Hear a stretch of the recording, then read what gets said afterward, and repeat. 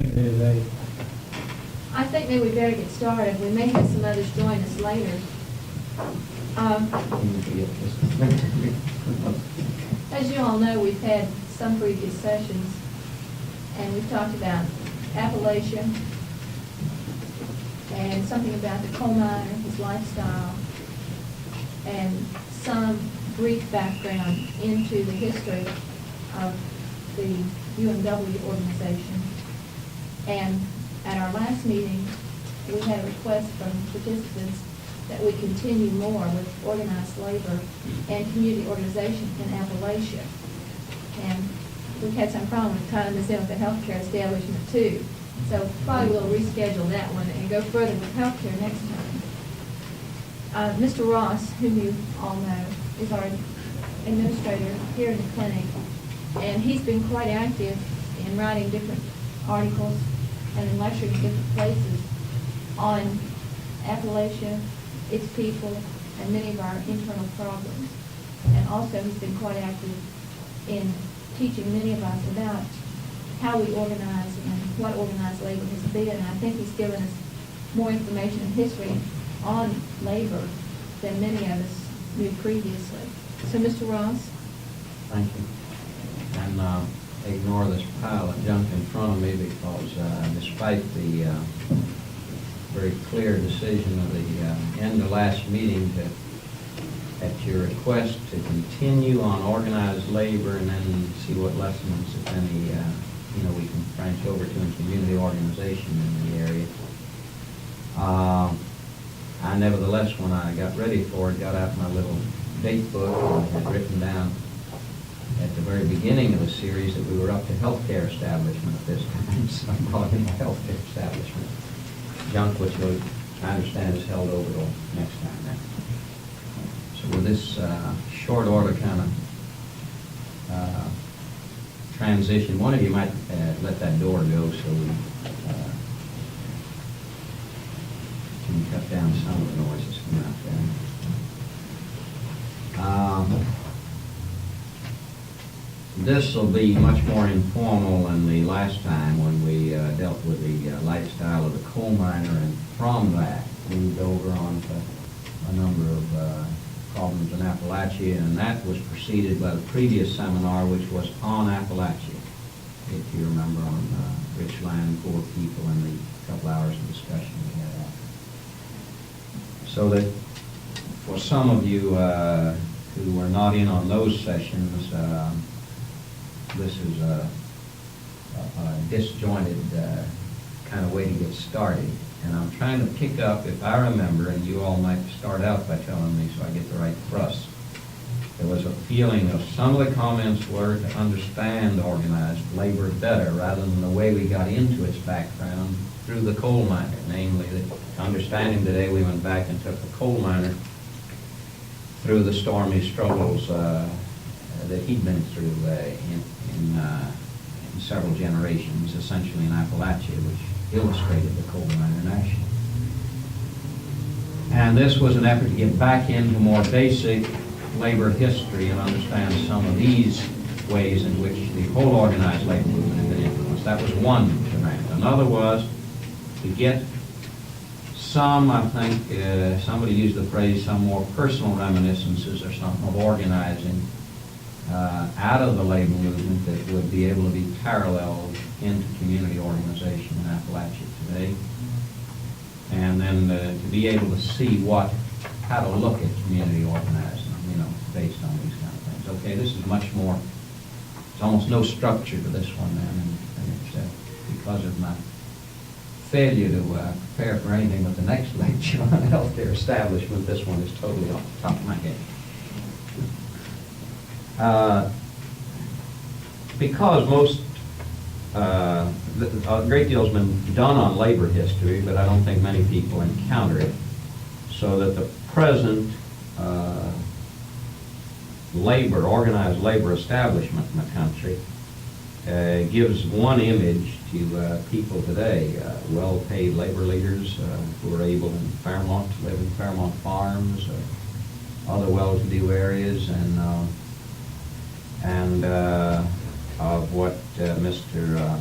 Agnew has almost attempted to evolve for his country club audiences at $1,000 plate dinners is an image of blue-collar workers who are rather high-paid and satisfied, and this generally, I think, is what's transmitted as, you know, an image of what they're dealing with. Construction trades often used as an example of this. The things going on now, they're projecting that image should be. Right, and then the very freeze, you know, Nixon freeze of construction wages. These were the allies of Mr. Agnew last year and beating up the peace pickets, and now he's turned on his allies and decided to freeze their wages. And then charts in all of the journals that seem to compare the graph of other people's wages in manufacturing going up like that, and construction wages, you know, going up like that. And the whole thing, as you know, in any graph, is where are you starting from? Here, in other words, the construction trades, because of long-term contracts, tend to be, they may have been locked in, say, on 5-year contracts. West Virginia, the laborers' union, was locked in with a 5-year contract which expired last year. And anybody exploding out of a lock-in when they just had inflation, you know, they got right here, they got, I think, $1 an hour the first year, 90 cents a year, you know, huge increases, because in effect they will make this graph, if it had started here, would not have shown this separation. You see what I mean? It would run along like this, run along something like this, depending on where you started. Now, why would the construction trades be slightly above manufacturing trades? Anybody got any idea? Besides several reasons, but you want to offer any thoughts? Why might construction trades average more money? Seasonal. Huh? Seasonal. Well, that's all right. Point number one, it's seasonal. They're not guaranteed. The iron workers on these projects this winter, sure they make good money, but if the wind is blowing at over about 15, 20 miles an hour, you can't get up and walk on you know, 10, 12, 14 inches of steel, 15, you know, floors in the air, and even power plants now. You see they're up 200-300 feet. Not only that, the union contracts sell bars being out on it, aside from the action the contractor may take at certain rates of wind. And you know the wind up in the air is blowing it a hell of a lot, you know, more than it is. So that seasonal means they don't get a whole year of work, okay? You gotta make more. What else? More reasons why they How make about a safety factor? safety. They follow contract construction and coal mining. Like coal mining has a death rate here compared to other industry. They're right here. And way down here comes the most dangerous next industry. Okay, these guys fall off. You know that. Building the Middletown Mall is a man paralyzed for life. There never is a bridge you drive over, a major one that didn't lose 3 or 4 guys, you know, with deaths in building it. This is a deadly industry. Any other reason? They have a lot Third of one. traveling and transportation stuff. They have other expenses. They may get those under good contracts. They may get mileage and other allowances. Skills. That's the third big reason. These are skills. These are compared to the manufacturing workers. The number of skilled men here is extremely high.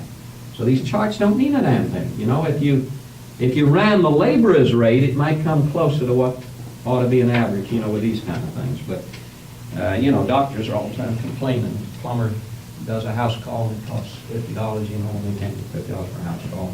All this kind of thing, you know, and I haven't seen many plumbers charge $50 for a house call. You know, as angry as you get at them. But this is a typical thing I listen to medical news. All right, well, we're dealing with, to get started. Now, that's today. Now let's move backwards in the history. That's 1971 debate, okay, around the kind of images Mr. Agnew brought into national, the image of a hard hat, what does he really make, you know, something about that. Let's go back. How old is organized labor in this country? Well, the beginnings merge with the mechanics and tradesmen's organizations, which, depending on how you want to describe a trade union, somewhere around 1800. In other words, there are actual signs of cordwainers and shoemaker strikes in 1789, around the time of the Revolution, and then you certainly have structured trade unions on the model of separating out the masters. The whole issue at the beginning might have been that they functioned like a guild. The masters would be there and the journeymen, you know, and the apprentices. The real thing arises is when you begin to, instead of all of them arguing for shoes, you know, or something like union and management together not wanting imports today, they begin to strike for a 12-hour day or something, you see, against the masters, and the masters don't attend the meetings, and, you know, they're. Now, what did the trade union movement face in the beginning in this country? The first thing it faced was the total weight of the political and top establishment. From the beginning, it caught the hostility, and the first actions that were taken were the jailing of its leaders. This was routine, and they were charged under conspiracy laws. So that when they tried to organize, this was obviously Adam Smith, remember, had just completed the most important work on economics that was to influence, and you'll have to forgive me for being old-fashioned, but nowadays the lingo gets very complicated, and you all use it, but it's easy to use old-fashioned words. Since I've grown up, when I was a boy, something that's now called free enterprise was called capitalism, but something's turned that into a dirty word that I suppose only radicals use, but so that's what free enterprise is, I don't exactly understand, but other things are defined, okay? This was the encounter between capital and labor. The conspiracy laws were used, and you can understand why, that if Adam Smith said there was to be a free market, right, and prices were to find their way, here were people conspiring against an almost moral rule, you know, and of the way things ought to be. And for years then, the cordwainers, the shoemakers, the first carpenters all served sentences. This wasn't unusual. In England during this period, there was a great deal of violence and a great deal of jail sentences. Some of the best American labor leaders, in fact, were jailbirds from England, or people who ran away to keep from getting in jail. They were the leaders of the Luddites, or the leaders of the early labor unions. This went on over decades now. Now, sometimes it got better, like the Jacksonian era of democracy in this country, starting around the 1830s. In that era, things got a little better, where the labor leaders were treated with, not the labor leaders, that's not the right word, these workers who organized began to have their first walk-in delegates, their first people that, you know, they'd raise enough money to let a guy quit who could go around. See, around the 1830s, they got the idea that maybe the Philadelphia shoemakers ought to be linked to the Boston. Now, you remember there were horses, but, you know, you had to either get a guy up there on horseback, you had to get him up in a carriage some way, right, a coach, and this took money. I mean, these were local people, so they began to get the idea, raised enough money in Philadelphia to send around somebody to contact. And you begin to get your beginnings by, I think the typographical union is national by the 1845, 1850. Some of your first unions begin to go national then. Now, you still don't get the idea of a labor center. This is true all over the world. In other words, you still don't get the idea that the shoemakers have anything in common with printers. Now, what brings them together in this early period is the Jacksonian democratic movement. They were earlier influenced by the republicanism of Thomas Jefferson, you know, the little people kind of vote. But under the frontier democracy of Jackson, a great deal of issues were raised. First of all, the attack on the big United States banks. And these unions all went political. They became very political, these early unions. In other words, they would do nothing. Maybe they would maybe not be able to strike and not be able to gain anything from the employers successfully, but they would go have parades and rallies for Jackson and denounce the United States Bank. They were almost populist, you see, alliances with the frontier. And then gradually, that was what brought them together with other workers, you see. Obviously, a mass meeting in New York or Boston or Philadelphia, wherever they were, would bring together all the workers. And this, obviously, this politicalization led to, more rapidly, to the idea of a national center in later decades. In other words, as they got their first structure, by the 1860s, the National Labor Union was formed. It died within 2 or 3 years, but a very great man named William Silvis was its president. And this was like the first idea that somebody ought to speak for all these people. They ought to fight for, you know, a 10-hour day. They ought to fight for certain things. And the earlier fights had been for the most democratic demands. They wanted free public schools for their children. Most of the demands were the frontier type of demands. In the cities, these were ignored. They would fight for just the basic democratic things that people needed. You couldn't even conceive of a welfare, program. The whole issue was just getting, a simple thing like, say, not working 14 hours a day, or trying to raise wages, or trying to get free public schools.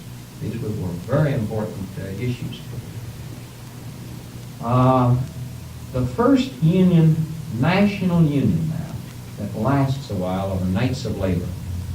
And they introduce, now remember that the courts now periodically re-raise up this conspiracy doctrine. It hasn't disappeared, but in places, it has been up and down.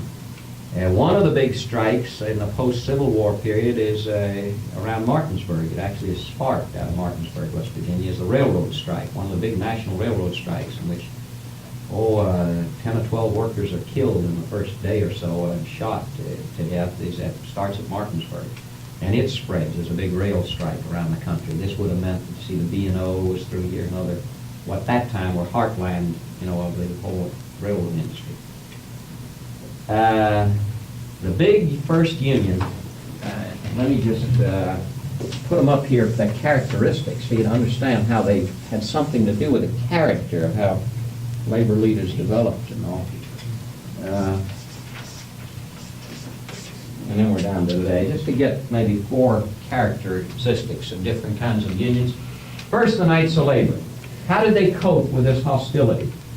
See, the Molly Maguires, whom we talked about, was a violent coal miners organization, which really had simple Irish nationalist traditions. The Irish were in the anthracite mines of eastern Pennsylvania. They used the secrecy of the ancient order of Hibernians to, carry out their own way. In other words, an eye for an eye. They murder a coal miner, they murdered an operator. They carried out their own kind of violence that was much older than the Black Panthers or anything, people are very excited about today. Was that movie fairly authentic?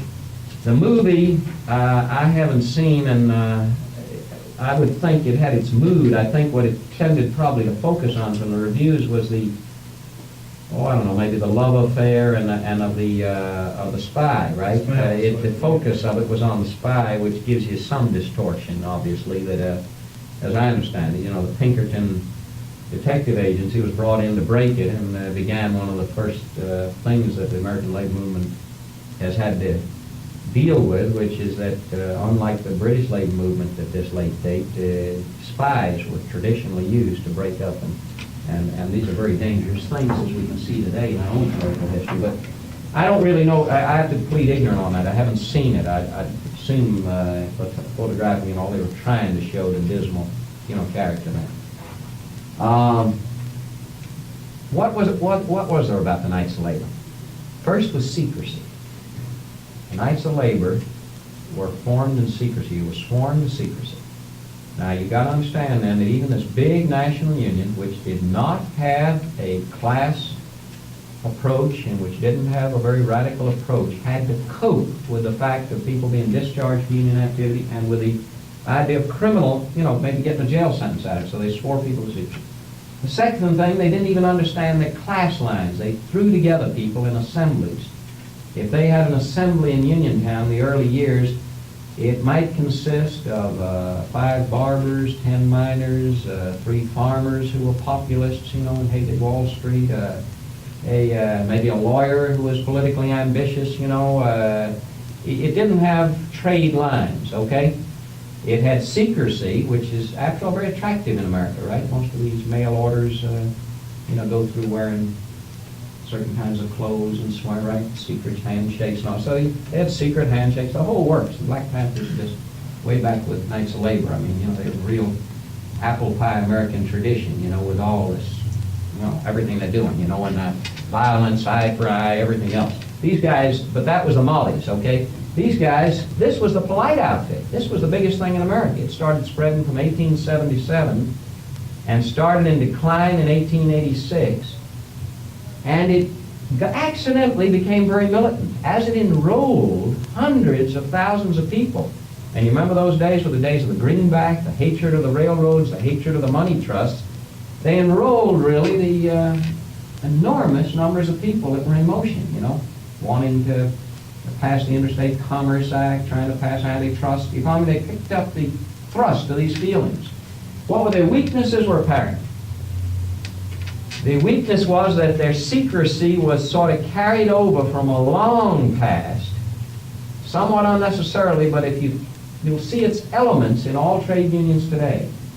The first trade union I draw, very lodge-like, bloody secrecy, maybe very class-kind. Later, because Marxist influence crept in, UMW lodges, you see, you stand up, you swear almost on blood, never to tell what you've heard in a union meeting, just as if all hell's being planned, you follow me, rather than a standing trade union. But this is the Knights of Labor. They enforced this with blood too, didn't they? Violence against Yeah, their own members. right. We went over it in Cole. Now, they didn't. This was a mollycoddle. Terence Powderly, the head of this, was invited to the White House, was a very Christian man. He was not a radical, you follow me? He simply understood you couldn't even begin to enroll these people without guaranteeing them secrecy, right? Or maybe he's a good salesman down to the Ku Klux Klan. You know, Americans love secrecy. Give them secrecy, okay? He's a very complicated guy. Now, they led some very big strikes, and they led the movement for the 8-hour day in 1886. But that has nothing to do with the violence that broke loose at the Haymarket Square in Chicago. See, where the anarchists on the fringes moved in on. The anarchists were very big in Chicago, and the anarchists moved in on the mass meetings of tens of thousands of workers. Then the police coming down murdered dozens of people, and then they jailed the anarchists for the affair. This is very typical too. In other words, you know, usually the violence was against the workers, and then some workers were immediately arrested, you know, for having created the conditions for violence. But you don't want to, in other words, you had all kinds of beginnings of Marxist influence and socialist influence, other things on the labor movement in this period, especially German immigrants, German socialist immigrants, German-speaking anarchists. The anarchists in Chicago, for instance, I only had one English-speaking branch, and these were worker anarchists, like in Spain and France that we talked about. When we talked about coal miners, you know, the class consciousness of them, that it's unequaled almost, except in certain parts of Europe. They're not the kind of radicals that, you know, you're seeing around school. These were self-educated workers who believed in anarchy. In other words, that no government is better than any government, okay? That all government and all power is essentially evil, and that man should be free, you follow me, all this kind of thing. And they probably had an ecology bit, maybe, you know, how evil things were then getting with the smoke in the air and all. But the important thing was that they were at the fringes. The Knights of Labor were essentially, conservative isn't the right word, but the beginnings of the first national labor federation in America. But remember the weaknesses. They omitted trade organizations. No respect, like, you know, carpenters wanted to be alone. Constant correspondence all during the thing. No, you join the General Assembly. Only late in their life, as they were dying, from 1886 on, did they start giving coal miners in Pennsylvania their own locals, you know, to get the dues. You see what I mean? They granted it much later. All right, now's the AFL-CIO. From 1886, this outfit is going down, right? It's building up to 1886. It's going down after that. It may still have 1 million members in 1890s, but it's no longer going to make any decisive conditions. By 1892, it joins the Populist Party, which has just been formed, the third party. It's almost its dying action, you know, effectively, which illustrates these ties I was trying to say. That the farmers form a third party, the Populist Party in 1892, with a nice populist platform, a traditional one, and they endorse it, the Knights of Labor. Now, a guy named Samuel Gompers, a German cigar maker, immigrant, and you begin now to have more West Virginia ties. For instance, Wheeling was a big cigar center at the time. A number of other places. He has some sophistication. There are plenty of German socialists, and he's rejected socialism, okay? He's very leery that the socialists are theorists. Now remember, there are Marxists around now, but they haven't influenced except in some local places, these Knights. He rejects secrecy. It's going to go against the American grain. By God, if we're going to do anything, we're going to do it open, you know, just like a Chamber of Commerce or a political party in this case. It's a free country. We're bringing over the secrecy of Europe here. And he rejects socialism and he rejects secrecy. And in 1881, along with, I think, Peter McGuire, the carpenters leader, a whole bunch of other guys, they formed the American Federation of Labor. Now, what do you think, what's the key to the American Federation of Labor? What's a word or two to characterize it? What does it do differently than what I described the Knights doing? I said they rejected secrecy. What else does he do that the Knights omitted? They didn't omit any groups, did they? Why didn't you say that, Knight? Spell it out and you may Well, get it. they wouldn't like to omit the trade organization. That's, the craft was the key. Where the Knights would bring together every poor person in a town, say, plus a few of their friends amongst the farmers and the others. This guy didn't give a goddamn what happened to the laborers. Now, most important thing, he came out of the cigar makers. You follow me? He grew up, was a cigar maker, a very skilled trade, let's say. We assume it is. I don't know what it is. You know, you can imagine, hand right, it has to be right. It's so connected with Castro now, I guess nobody knows what it is in this country, where cigars come from, except out of machines. These were hand cigar makers, right? His ally was Peter McGuire of the Carpenters Union. This was the carpenters type, the building trades, the prototype of craft unionism. This was that trade. Now, the Knights had a lot of dreams, too. You can understand the dream of bringing together everybody, endorsing the populist party, right? His attitude was towards politics, out. Politics, out. Anybody know the slogan he had? The quote on that? You reward your friends and you punish your enemies. Total, you don't follow the Marxists, you don't form your own, you don't have a class approach, towards the capitalist. You reward your friends, you punish your enemies. Open organization. In other words, this guy running for city council helps the carpenters. Now the carpenters report that to us, we all vote for him next time. This guy in the state legislature owns a company that smashed the steel work, the iron workers union. We all defeat him. You follow me? This type of thing. And that's all you do, but you don't follow these radical people that say back when, remember I told you in 1892, even this conservative but dreamy organization endorses politics. He doesn't go off to third parties. How are you using that politics out? Do you mean politics open? Political action was permissible up here. He saw this as a great danger. This was not going to, that's a wrong word. No political, They're not forming new parties, they're no back in. separate labor political action, maybe, huh? Yeah. Okay, no separate. He regarded this both as a socialist thrust that he rejected. You follow me? After, who were the socialists? They were workers at the time, who said the workers ought to have their own organizations, right? Separate from the capitalists. Getting in the system then to... He was, they joined the terminology today, right? You join the system, there's no more secrecy, that's a heritage of the past. If you act like you're open and you're honest, any damn time they try to treat you under conspiracy laws, you get lawyers to defend you and you defeat them. You follow me? You appeal to the courts, you abide by decisions. Okay? If you lose, you got it? But this is the key to it. Craft unionism.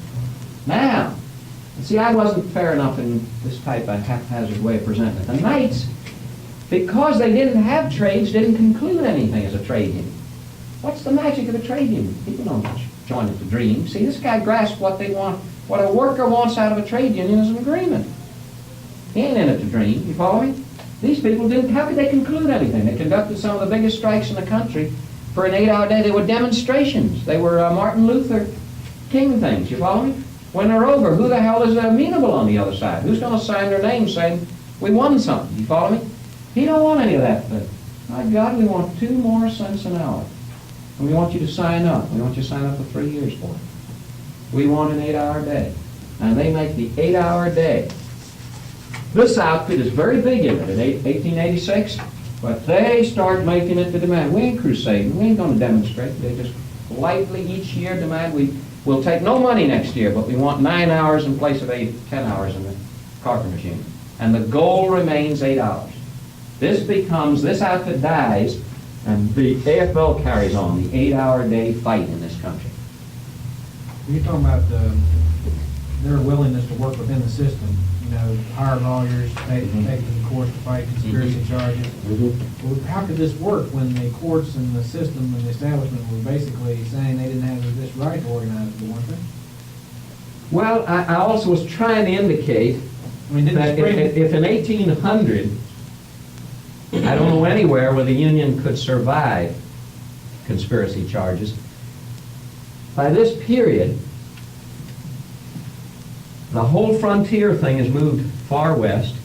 The farmers are in political revolt against the railroads, you know, the money power, and they are the biggest force in the country.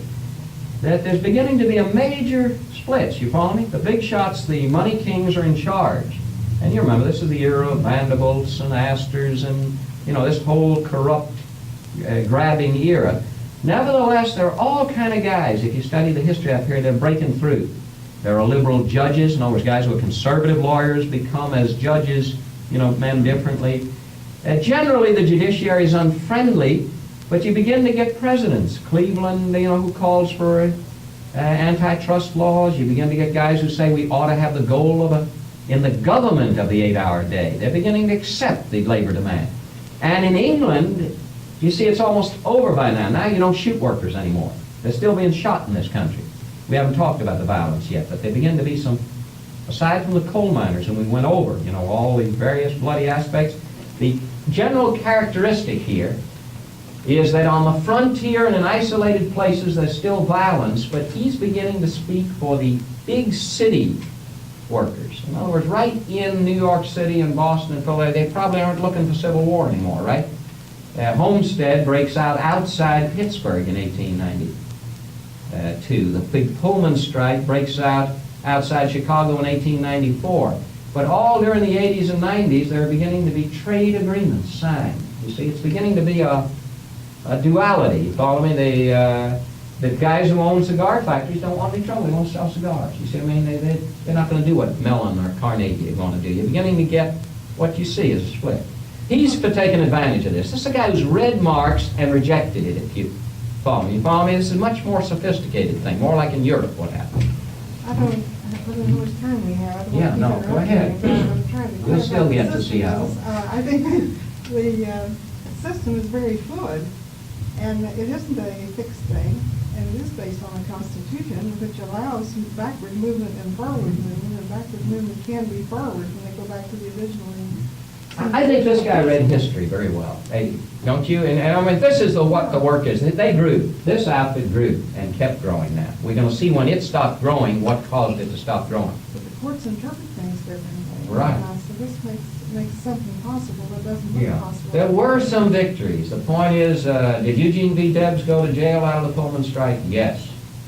Did Sam Gompers go to jail? No. But Eugene V. Debs was the leader of the non-AFL. He was himself a railroad worker. Now you hear his name again as he becomes a socialist leader and the candidate for president. But he began as a railroad worker who was jailed under an injunction to stop the strike at Pullman. And why? They sent out tens of thousands of troops because he was interfering with the mail getting through.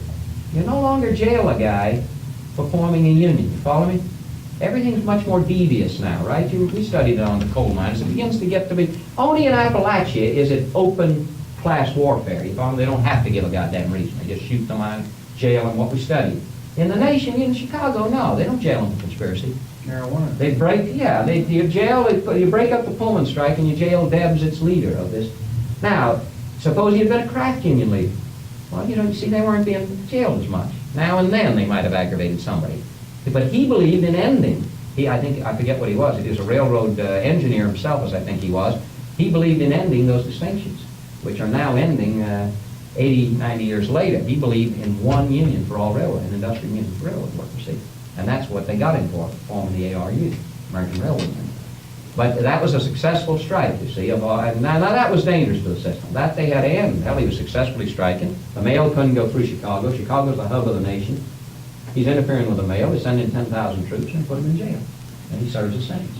But the whole thing is beginning. In other words, many unions are being treated legally. There's no format. Many political leaders believe unions ought to be partners in the system now. You've seen all this. And England is influencing us. There's no more even violence now. By now, English violence is about over.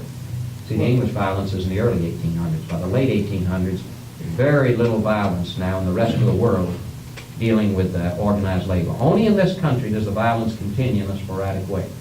Was that the period when Clarence Darrow was defending some of these people? Oh, yeah, Clarence Darrow starts being a major figure. In fact, the most famous figure here, and there's some beautiful novels, is the governor of Illinois in this period, Governor Altgeld, A-L-T-G-E-L-D, is one of, here's the answer to you, and what Miss Ellison's point is.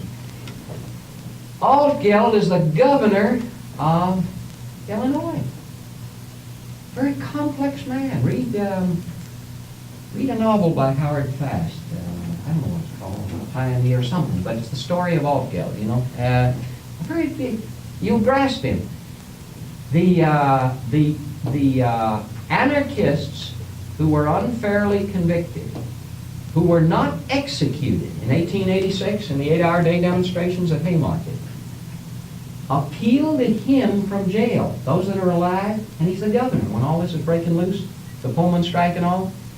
This man agonizes with this decision and decides to break with his class and to free the anarchists from jail. It's the greatest sort of act of the 90s, you know. It was would have been like Eisenhower freeing the communists or something, probably after the McCarthyite thing, which he didn't do. You know what I mean? Somebody decided to break the back of the, thing just to sort of end it. We're not going to do this anymore.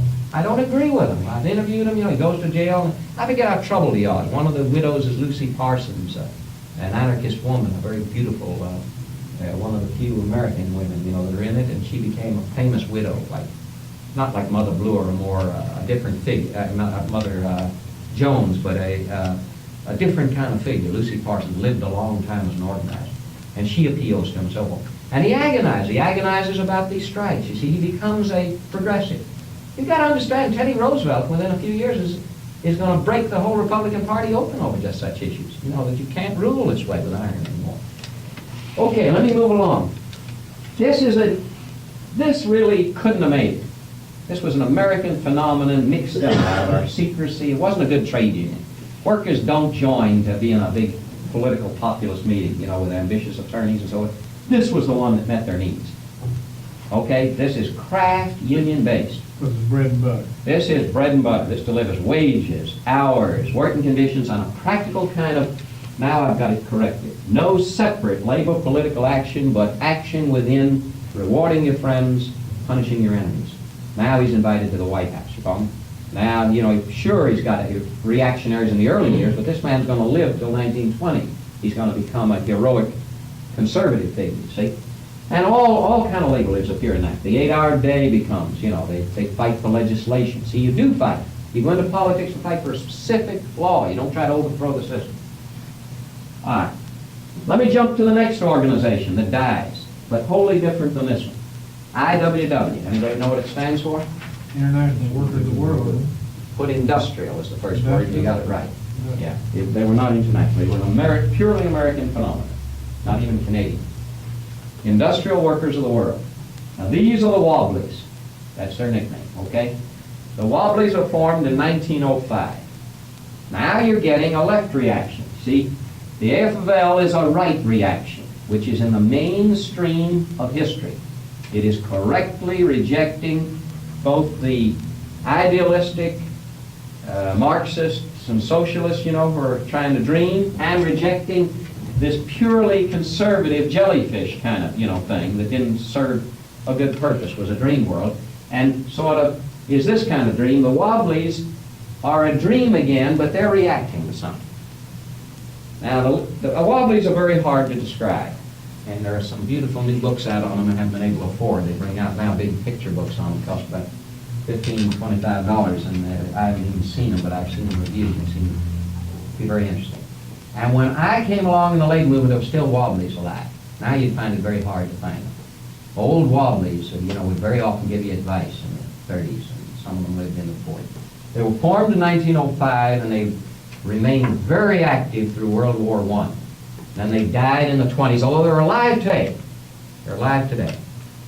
What's one of their slogans? Workers of the world unite, which is just picked out of Marx. In other words, they knew Marx, but they were essentially not a communist or socialist outfit. Although they had pulls on them, they were essentially, in ideology, the only thing that compares to them is what we call syndicalists. That's not a very popular kind of thing, but it's very strong in France, but especially Spain. Now, with fascism in Spain, it's hard to realize it, but many of the people underneath. Syndicalists are workers. Again, they're not led by middle-class people or intellectuals. They're workers who decide the trade union is the key to the world. In other words, they take out of Marxism a syndicalist approach, which is at the syndicate, I guess some European word, out of French or Spanish, syndicado or something, you know. William Z. Foster, the later leader of the Communist Party, starts out as a syndicalist. A great many people are influenced by them in the early years. What they really believe is that the workers ought to control the industry, then all the workers collectively ought to control the government, and don't listen to socialists or people that tell you to get mixed up in voting. You ain't going to get a goddamn thing out of voting. The key to winning is the general strike. First the little strike, each worker gets educated by the little strike till we know our power. Then when they understand you bring the whole damn thing to a crunch with a general strike, then you take power. You follow me? You understand the Communist parties don't accept this. You see what I mean? This is a American offshoot that becomes only strong in a few places for a while, okay? I don't want to lose you in the idea of this, but these kind of things were still around, is what I'm saying, when I came up. Found guys who could argue this stuff. Who are they? They're rank-and-file workers now. These are not, again, organizers or anything. These are rank-and-file workers.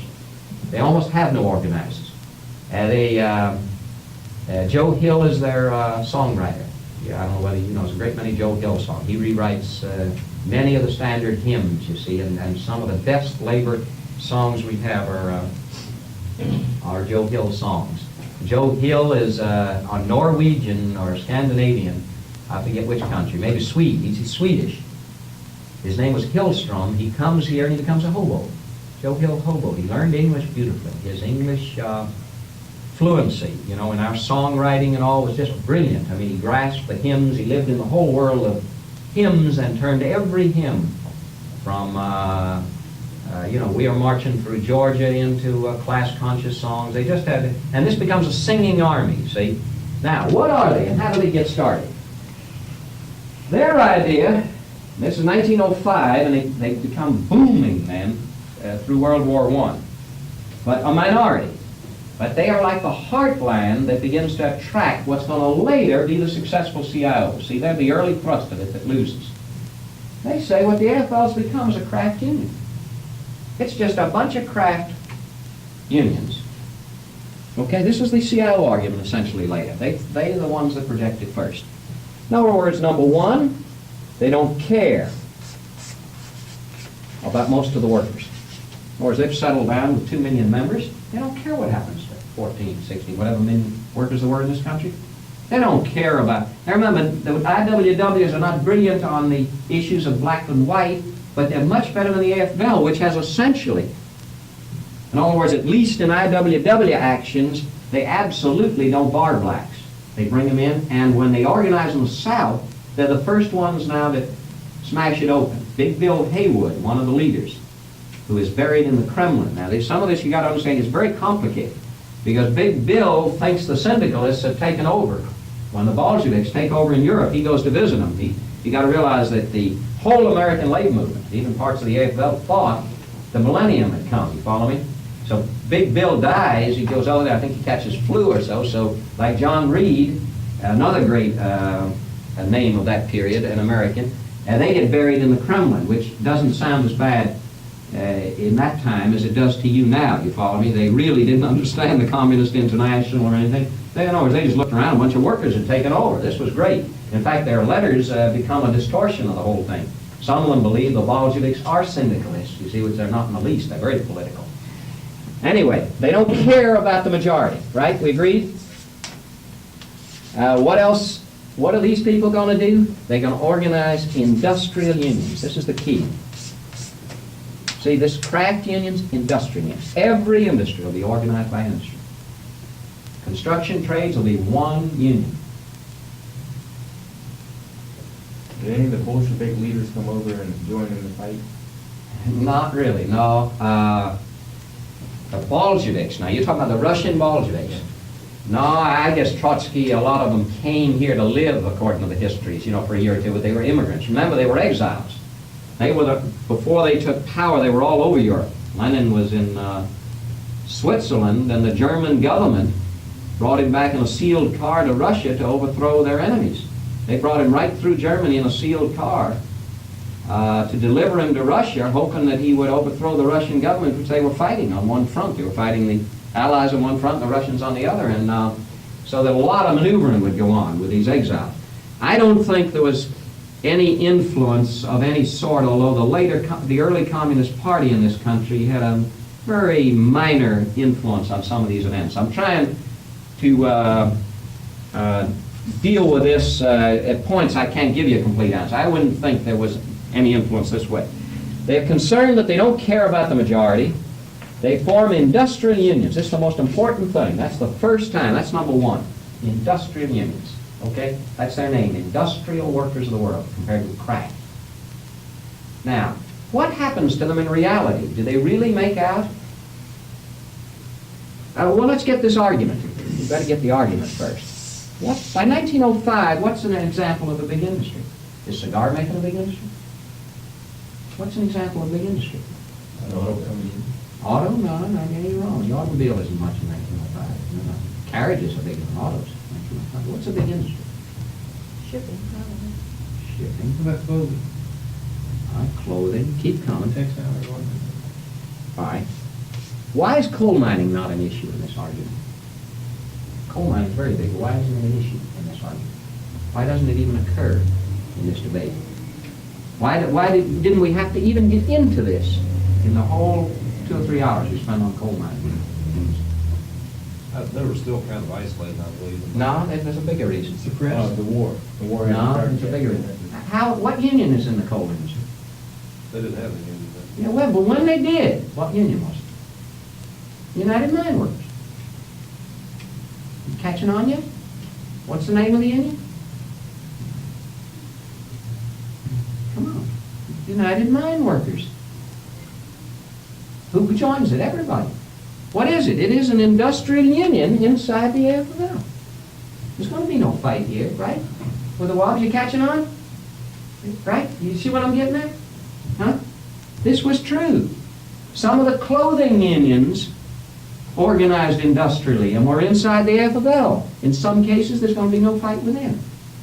These guys are left. They got to concentrate their fire on what's open. What's open then? Well, steel's become big, hasn't it? Very big. Remember, U.S. Steel has been formed by that.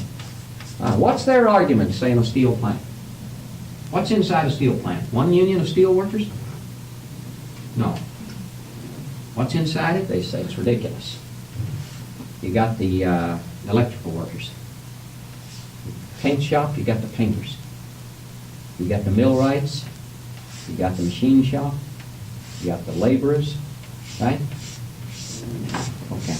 What in the hell can you do fighting a company like that? Minimum of 12, 15 craft unions inside of a steel plant. So what you guys have ended up doing, you're outside looking in the major industries that are becoming major. Now in 1905, when they formed, through World War I, which is, they ebb, by 1920, they're in a precipitous down curve, okay? Going into non-existence. That argument isn't going to be as telling as by 1935 when this is formed and 1938 when it's structured, is it? Do you follow me? They're pioneers. Their argument is terribly telling, but it isn't compelling yet, right? If the AFL can move from 2 to 3 million workers, the problem in 1935 when we get to it is that John L. Lewis is able to say, your AFL in that year still has 3 million workers, but there's 35 million American workers. You haven't grown a damn inch in 30 years, you see? In other words, the industry is now essentially like this and you don't have any impact on it. You're still fooling around with crafts. You follow me? They're ahead of their time, okay? This is the key argument, but they fool. Let's not blame them, because they're part of the heroes, I think, of this thing. They're very colorful characters. Some of the best organizers on the American scene are in this thing. And they just are ahead of their times, right? It isn't yet compelling enough. And secondly, they begin, therefore, to bicker. They bicker amongst themselves, which is a left-wing fault. You know, they have all kind of problems, okay, amongst themselves. Eugene V. Debs doesn't fool with this. He goes political, joins the Socialist Party. They denounce him for trying to take the workers over into political action. Hell, we have to organize them into unions, and you're telling them to vote socialist. What the hell? They tell them not to vote or anything. Follow me? They go up and down, depending on who's inside the Wobbly leadership. Big Bill Haywood is one leader. Mother Jones filters in and out of this. She's both a standard UMW organizer on the fringes of the UMW, not endorsed by its leadership, and at times she's a Wobbly organizer. These people lead some very beautiful strikes. One of their biggest affiliates is the Western Federation of Miners. They join them entirely. The Western Federation of Miners is the Western Metal Miners Union. In other words, in copper, silver, zinc, lead, they are the union. The United Mine Workers is a coal miners union. And they are organized like the UMW, and their leadership has been so bloodied and turned into such radicals that they join the Wobblies. They bodily. So they do have a base now in all the Western mining camps. They're also a big hobo union, very big in hobos. In San Diego and Los Angeles, which is open shop country, they have very little base. Some sheriff arrests some of these Wobblies that used to ride the rails, actually, under the boxcars, just like in the Depression and those. That's how they went from town to town. They certainly were harvest people. That's another place they were strong, was in the harvest. You know how people would start in Texas and move up to Montana and into Canada. They would sweep up, see, riding the rails or some way between these places and doing the harvest. They had big unions of these people. These are fringe things I'm describing. In San Diego and Los Angeles, in that area, they develop another tactic, and Joe Hill is one of the guys in it, which the tactic is that the sheriff arrests one of them. That's another thing they fight. They fight free speech fights. I forgot to mention that. If they were like, what do you call them in London, that place where they have soapbox speeches, or something. They stand up on these squares, you see. So that somebody goes into Los Angeles, and then the word would spread that the sheriff arrested a guy in a free speech fight. So the tactics of the Wobblies, and there was a real old Wobbly in North Carolina who told me this in the 30s, that he was one of the guys that went in there. When the word, he was out on harvest somewhere in the Middle West, and all the guys just put down their tools, they quit the harvest, and they took the first freights into San Diego. And the idea was you break the county by filling the jails. So the first dozen come in, well, they jail them for them. Each guy gets up and makes his speech, they jail them. They think they're going to win. Well, now the jail say it's got a capacity of 350, so they fill the jail with Wobblies. They got 350 in jail, and they're still coming in. See, and they collapse the county system this way. See, any of the things the kids are doing today, were dreamed up in one form or another, okay? And this would be another thing. They do this all the time. The biggest strikes they led the big Passaic strike. Passaic, New Jersey, was textile. Here they felt that the textile workers, south and north, were terribly neglected. In the Louisiana lumber fields, they led sawmill workers, black and white. And Big Bill Haywood, it's in the histories, when he got there as an organizer, they had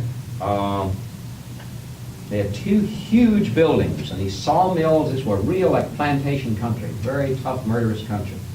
So the organizers met him at the railroad, and he came in, and they had this huge like tobacco warehouse or something with thousands of white workers in it. When he finished making his pep talk to them, and they said they'd stay on strike for 1,000,000 years and all this, and he left, they then took him into a next one. And in there were all black workers. He made his speech to them. When he finished, he said, "What the hell is this? What are you doing here? I ain't going to continue this. If you're both going to strike together, you can't do this. And can't you get a big enough one here?" They said, "Yeah, we know do that." He said, "Yeah, you're going to do that under me." And he gets them together, see? Now, he gets them together under a model that was the one I came into and continued for many years. In the South, when I came into the labor movement, the model was, the way segregation was accepted, is that Negroes were not allowed into anything else, but in a union, they were allowed in by the seating arrangement. Up there was the table for the officers, and this was the aisle, is what I'm trying to say. This was the aisle. See, here were chairs, here were chairs. Now, when Negroes were a factor, okay? places where they were lily white or something. I'm not speaking of that. Now, the labor movement very deliberately would elect officers. So nearly always say there'd be a Negro officer up here, a white officer, an organizer speaking. And over here would be the Negroes, over here would be the whites. And anything that the civil rights movement developed, all that, we shall overcome, all that stuff you heard in the 30s. In other words, the meeting would usually start in the Negroes would begin singing. This was very typical in the 30s. It was inherited from this kind of model. And the whites usually didn't join in. In some places they joined in. This didn't mean anything. It was just sort of like, I don't think anybody ever said anything about it. It was just sort of thought that they were better at singing, okay? And but they set the tone, see? Then at one meeting, a white, say that a preacher, lay preacher would get up and be asked to do the benediction, and at the next meeting, a black one would. Whoever was thought to be a preacher, see? And the meetings always opened with hymns, always opened with prayer, always closed with a benediction. And again, this was a bit of a cloak, in a sense, for safety in the South. It came both out of the Negro tradition of sort of protecting the meeting as well as the religious, feelings of the people. But what I'm going back to in here is they had these Southern lumber strikes. They had all these Western actions. Now, here's what Darrow got into. He began to get into things here. And Darrow moved, like Mother Jones, he sometimes would defend AFL people, but he was never limit himself to that. Some of the worst frame-ups of Wobbly leaders and Western Federation of Miner leaders, Darrow made his reputation here. Clarence Darrow's, you all can pick up a paperback, on Darrow's, Clarence Darrow's, there's some good ones. Some give his speeches, I think some give a history of the different kinds of cases he defended. And then he ended up his career basically with the Stokes trial in Tennessee, where he defends the teacher, the monkey trial, and teaching evolution. But these were some of the most dramatic things in his career, with the Western Federation miners' leaders. The whole international group of leaders were indicted for murder in Montana or somewhere, Idaho, for murdering the governor. And the key guy against him was a stool pigeon, whose name I used to remember, who claimed he was hired to kill him. And of course, this is what, you've got to understand that out of the labor movement come a lot of suspicions for all this stuff today. That agent provocateurs and stool pigeons, you follow me, it's one of the dangers in this government case with the Catholic, with this Catholic grouping, the Berrians, and all of these, is that the whole government case, if you read it, is going to rest on the testimony. Evidently, they almost had no case, except the testimony of a guy in jail with the Berrians who came up to the guy and says, "I'll be your messenger. I'm getting out." And it turns out the government sent him to tell him that. And you don't know what messages did he invent, along the way. You follow me? These agent provocateurs you're basing your case on them. You follow me? They're very slender reeds. They're almost always ex-convicts or killers or, like this guy turns out to have a hell of a mental history. The other guy in the Catholic trial that's been exposed so far, the FBI, they furnished their beginning lists of witnesses, is a woman who claims they told her something about it. She's been in and out of mental institutions since the arrest. It's a very fragile read, and Darrow would smash all this apart in court. There's a book, Darrow for the Defense. I don't know the names of the best ones. Thank you. That gives pretty much the history of that. Yeah, but I can't. Do you remember the names of these guys? I used to remember their names. One thing I can remember is they even got him they even charged him with. Yeah, at times he'd be so effective. He was the leading defense lawyer. They tried him one time, and that lawyer out in California, I can't remember. Famous lawyer, defended him. Yeah. Now there's somewhere. What's the one in Massachusetts? Not the later anarchist trials, but they lead a tremendous strike up in Massachusetts. They lead some very good strikes, but they're the fringe stuff, the hopeless stuff, and they have more impact on the intellectual community. Follow me, this AFL is by now really a craft union, ineffective with most of the workers, and this begins to leave an impact. Let me jump now to Seattle. I've done a little bit of it. Let's jump, okay? The IWW dies, the AFL gets very weak in the 20s, and as we're coming out of the Depression, we already reviewed how the miners, their background, their violence in the industry, all their conditions. You remember how quickly Lewis took advantage of Section 7A of NRA. He organized his entire union You know, it's almost bankrupt, deserted, leaderless, everything. In 1932, the minute Roosevelt sticks Section 7A and NRA, he has a genius-like grasp that the miners will now respond if he says the government's behind it. See, you don't go to jail for joining the union. The government gives you a permit to join the union. And he grasps it, he takes every dollar he's got in the treasury and spends it on organizers, including some of his former enemies, and he organizes the UNW by 33. Now, within the AFL, this craft organization, come 1935, here sits one of about 8 or 10 unions which are essentially industrial unions. The Amalgamated Clothing Workers, led by Sidney Hillman, the International Garment Workers Union, led by Dubinsky, the Printers Union, which is progressive. Typographical Union is a craft union of printers, which has always had a progressive leadership, wants better things out of the labor movement and all. So they form an alliance by 35, and the first name of this outfit is called Committee for Industrial Organization. It's an AFL self-formed committee for industrial organization to put the organized industrially and put them inside the AFL. Got what it is? Actually, the AFL doesn't appreciate this kind of help. You follow me? They're a craft-dominated union because if this succeeds now, it's going to turn into a industrial-dominated thing. And what happens is, yeah, y'all talk a few minutes now. Sorry for interrupting. And this quality of being so leaky, and of course conditions their intracellular parasitism, which they have in common with viruses. And also it conditions the type of disease and the type of epidemiology they produce. I mean, that they are involved in. One thing about rickettsia that I should say, although this is the last hour here, but in clinical microbiology you will frequently get in contact with something that requires a knowledge and understanding of rickettsial disease. And I'm going to give this kind of slant to your to today's presentation. In other words, I'm going to make it to start out from the from those things that I think a clinical microbiologist should know, and those things that a clinical microbiologist is going to be exposed to in his practice. I just want to I think it has some time.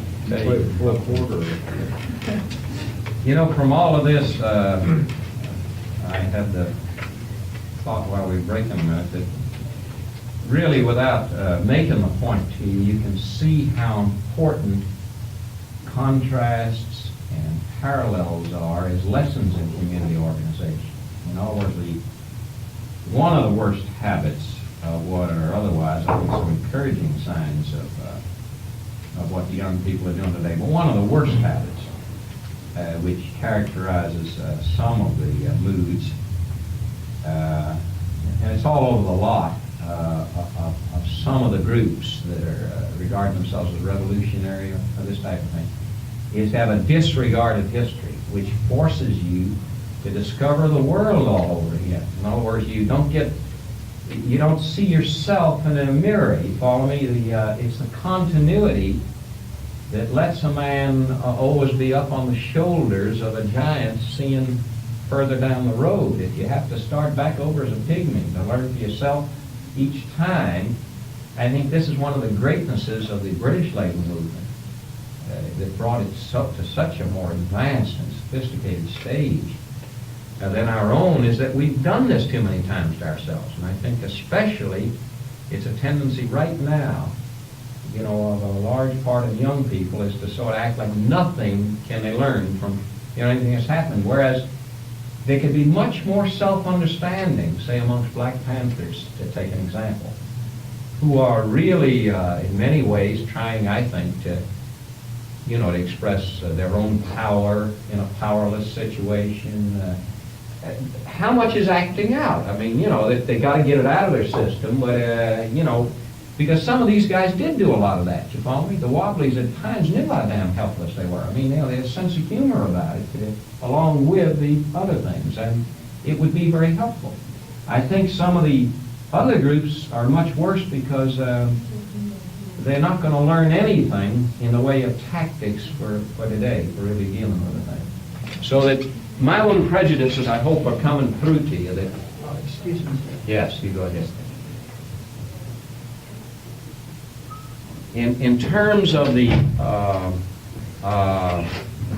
thrust of the AFL, there's no question in my mind that this was a necessary historic development. In other words, you have to see on a stage of history that the thrust towards craft trade unionism should not be viewed as we view it now, or as, say, the CIO viewed it in 1935. It was progress in trade union terms. I think it would, if only an idealist could come along and say that these workers were prepared then to have, you know, some other way. I mean, you first had to get, like in a Black Power movement, first the pride, right? The craft people had to have a sense of their own, who they were. As workers, they were nobody on this whole scene, you know? And this developed. The wobbly thrust we examined, 1905 to World War I, was a early version of the essential message of the CIO. And it came too soon on the page of history. Some historians would say the Knights of Labor were a still earlier version in a bastardized form by calling for, you know, all the industries to be together. But I think it was real dreamy. I think the Wobblies were given the message in a clear, sharp form. How in the world are you going to organize the steel industry? Or why should railroad workers be split up, which were big industries, into, you know, the engineers, the firemen, the trainmen, you know, the 16 railroad telegraphers, all this, you see, and so forth.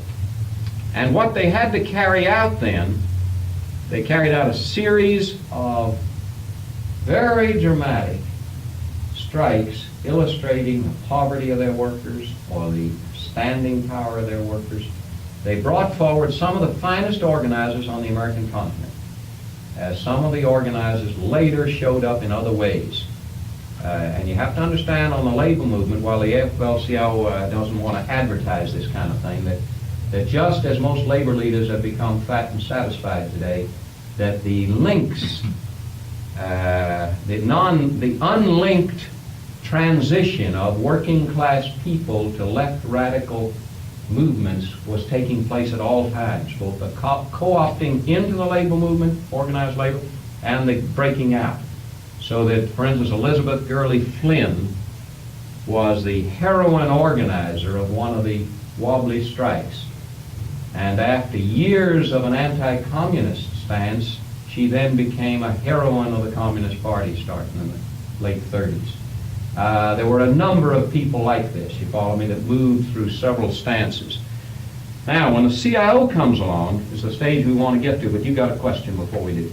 I just want to ask your comment on, it seems to me sometimes too, the young people's groups are sort of like the Knights of Labor in that they're a little dreamy, in that, you know, they're talking about revolution when there's not a revolutionary situation existing.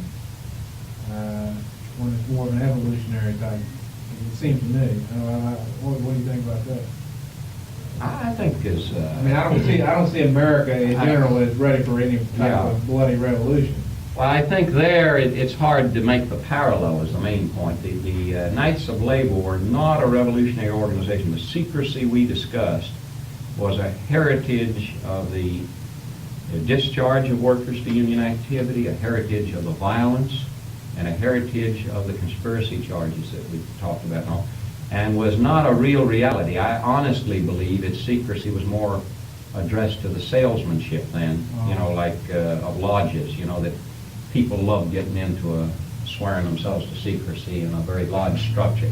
And what Gompers did with the AFL was get rid of that. But your point is probably more directed to the Wobblies. It's probably something I ought to develop more. That there were moods in the Wobblies, and the factionalism I described that destroys the left very often, that is almost characteristic of it in this country, that this kind of factionalism within the left had many expressions like the student movement today. There were good and beautiful things, and there were also criminal kinds of misconceptions at times of what could be done and couldn't be done. And when you asked me to do some personal reminiscing, when I get down to the period when I came into the labor movement, as we were talking about earlier in the South, I think if I illustrate this more concretely with how ugly the reality is that you get into in labor movement organizing at times, and how if you allow dreaming to interfere, the family destruction, the destruction in communities that you're responsible for, is extremely high. And I think that's what you're seeing some signs of here. For different reasons, the discipline that struck working class people who came up in the labor movement doesn't apply to these kids. That would be the parallel. These are upper middle class kids in the present day movement. And really, as we talked about under the lifestyle of the coal miner, they don't give a goddamn if they bring down the United Mine Workers. You see, they don't have the same goals as the miners. It's one thing to bring down Tony Boyle. That's what they start talking. But if you listen to them extremely carefully and you say, but why don't you modify to do this? Or you try to have dialogue with them, well, we don't give a goddamn. They don't give a damn how much they bring down. There's that element that's unreal, the discipline that a worker has to then affect, which is, do I really want to go so far as to destroy the union and leave the workers naked in front of the coal operators, the way they were in the 20s again? It is a serious problem. And there begins to be the split. The alliances you now have between the Nader, do-gooder, revolutionary, anti-UMW leadership coal mine forces will or won't come apart at the seams as you get down to the reality of the consequences of particular actions. You follow me? There are people that are going to have to weight by their own values what comes more important. And I would think that for most miners faced with a serious thing like, well, would you destroy the union to bring him down, will shy away from that. You follow me? Now that'll be the issue. It may never be confronted that way, you follow me? They may improve their tactics. The most irresponsible way I've personally found some of these people lately, in the last year or two, has been towards the UMW fund. And I think we talked about this in part. That is that they say the union is corrupt. Now they're carefully examining the UMW fund. Is there any question that more of that fund's resources should be invested in such a way as to bring in income and not placed in a bank? No, I don't think so. Follow me? That criticism is deserved within, the context of reading carefully the Senate testimony. No, you're not an idiot about this. Suppose you look at its balances and say it's got $80 million that's not invested, earning interest. And suppose, as I haven't seen the reports, but whatever paper I was reading, I don't remember right now, it reported the last 2 weeks, the testimony before a Senate committee of the officers of the fund who pointed out what the monthly outflow of money is, which I think is on the order of $45,000, $1 million. I'm just thinking of this, you find what they stated. Then obviously, what are you going to do? Order them to invest $80 million, you follow me? You've got to subtract from it what they need, to pay current bills. Pensioners have to be paid on the first of every month. Doctors and hospitals have to be paid. You see what I'm getting at? That's order number one of criticism. That some of them will say, they're corrupt to not invest the whole $80 million. No, they don't. They never had to operate anything. You follow me? They never ran a local union. They never ran a club. They never ran a company. And I'm not trying to say unless you met a payroll you can't talk. You just got to have some common sense about some of these things. They got a point, but they're overdoing. That's number one. Number two, they absolutely bring over these groups, some of them, into the criticism of the fund, a blanket criticism of the fund generally, as if they can't give good marks for what it's done well. Now, what do I mean by that? Not a single other industry that I'm aware of have the trustees been so willing to engage in social change and to finance it so as to restructure American medicine by favoring group practice, the building we're in, over solo practice, being willing to take on the AMA repeatedly in battles starting in 1950, and these kids don't want to talk about that. Well, that's a form of dishonesty. in the encounters I've had with him. And it infects MDs. Some of the MD liberals that have suddenly quit practicing to give political leadership to coal miners can't talk about this intelligently either. In other words, if Walter Reuther didn't have the courage to do more than his experiment with CHA in Detroit, if no one else did, let's give them credit from Lewis on through, without giving Tony Ball credit. He didn't participate in it, okay? Have some honesty to say they did some things right. I mean, don't become such a political factionalist. You follow me? You make your political points enough. You have to bring Nixon down by saying, on top of that, he's got polio and is as crippled as Roosevelt, but the public doesn't know it. I mean, what the hell do we have to add to attacking a man, okay? It doesn't Agnew condemn himself enough without having to say on top of that, you know, he has a couple of mistresses in Baltimore somewhere. He's a terrible golf player. Right, and he's an awful golf player.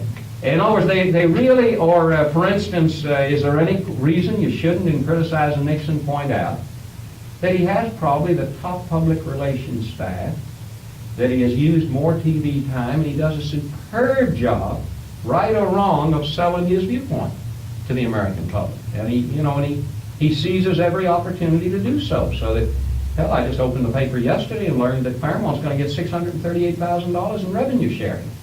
Well, I don't know who the hell invented the figure, but it's a beautiful bit of public relations to get people saying, well, if that's so, you know, you ought to be putting revenue sharing. Well, the goddamn budget of Fairmont is, I don't think, $638,000, you know, so where's this coming from? You know, who dreamed this one up? Why does Morgantown get $300,000 and Fairmont gets $638,000? I mean, there must be more effort to swing the Democratic majority here Republican. It just seems to me that they're idiots in politics, in that long-winded answer to you, to not grasp, you know, what do you do in criticizing somebody? Give them credit for what they do right, criticize them for what they do wrong. If you play any other kind of politics, you're vulnerable, I think, and it's part of a hate that they've developed. In other words, there can't be anything right in the front, you know? It's part of the reason that you and I happen to have discussed. You may have wondered why I was cynical a number of weeks ago when you made efforts to interest the leading state newspaper into coming into Fairmont to do a certain story. And I told you that it was my judgment that that newspaper had certain very direct goals. In my experiences with them, they're one of the most liberal newspapers in the United States, and extremely limited in a factional way to what they want to achieve. They want to advance J. Rockefeller's future. They want to defeat the war in Vietnam. You know, they ought to be on God's side, you know, on a number of others. But that doesn't follow, because if the owner in his country club has had a war with politician B in Logan County, politician B could endorse the end of the war in Vietnam tomorrow morning without ever getting the Gazette support, okay? And I told you they ain't about to come up in Fairmont, because anybody examining the hospital situation in Fairmont would have to give high marks to one of the few honest leaders of the UMW. And the Gazette isn't about to note in a 5,000 to 10,000 word series of stories that there is an old-fashioned UMW leader who fights in a community way, in a democratic way, for a better community, you know, for democracy in Fairmont. I mean, this isn't the image. Right now, they're part of the villain picture. You know, UMW is all villains, and John L. Lewis was some hero. Well, like him, it wasn't that way. If you were running the Gazette, you would have done Well, I don't know. I'd probably be corrupt in my own way. I'm not pretending. I'm just saying that there is a corruption, you know, that you have to take account of. Who's the guy who said that all power corrupts and total power totally corrupts or something? I was just thinking, a lot of times, strategy-wise, people will not grant the other person any benefit simply because they're trying to defeat them. They don't want to give them any leeway, you know? Well, and we're going past the point. I do think you were making a more limited point. Yeah. There's not a revolutionary situation. Some of the young people think there is. I think the bigger parallels to these Wobblies, they at times thought the American workers were going to buy all this between 1905 and 1970. Now, what do I mean by courage? Why do you have to give them very high marks for courage? Many of their leaders went to jail repeatedly. Many of them opposed World War I, and our entrance into World War I served a great deal of time. I think they opened up the United States Constitution in whole parts of the country, like free speech fights. I mean, they opened up Los Angeles, they opened up San Diego, you know, so that liberals, so that professors could speak, so that different, you know, we jokingly reviewed the hobos coming in there and filling the jails. that brought that system to an end. I mean, it made a laughing stock of jailing people for making speeches, in downtown parts of cities. And they did this repeatedly. And then they suffered the most malignant kind of disasters at times.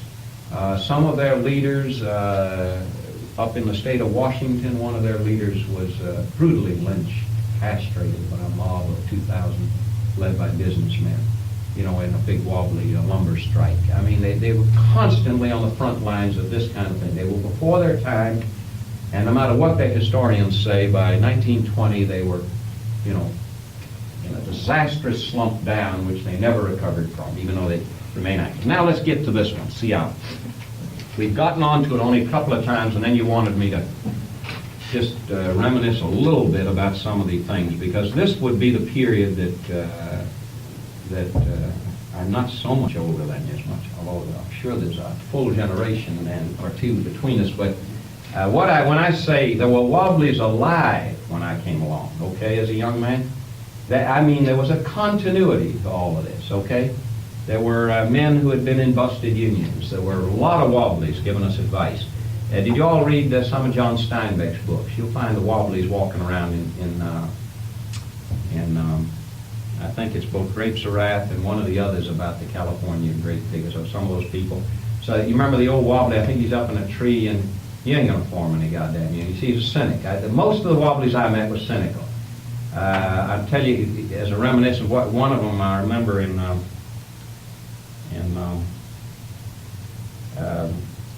Charlotte, North Carolina, when we were trying to do some things in the early Southern organizing drive amongst textile workers.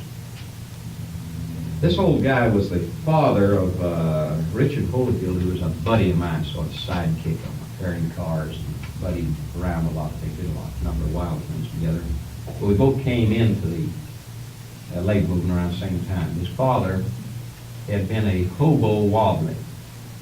And so when we come in and visited his home on weekends, and we tell him something we thought we were doing, and we were both in industry, and everybody gave their time not only to organize their own place, but, everybody's an organizer every night in the week and on weekends. And when you're 18 or 20, why, you have endless capacity to do this endlessly.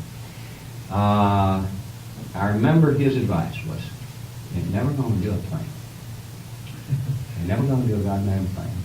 Unless in Independence Square, which was downtown Charlotte, where I think it was Tryon Street, another one crossed, and the bank buildings were there.